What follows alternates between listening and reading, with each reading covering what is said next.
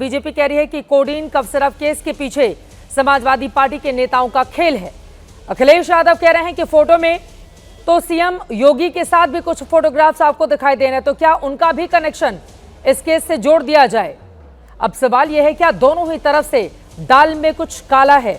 इस सच्चाई को सामने लाने के लिए आज के महादंगल में यह सवाल पूछेंगे, अगर सीएम योगी को पता है कि आरोपी कौन, फिर एक्शन क्यों नहीं?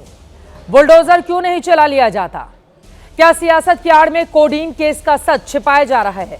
और सबसे बड़ा सवाल, कोडीन भैया हैं कौन? इस सवाल पर सीएम योगी मौन क्यों?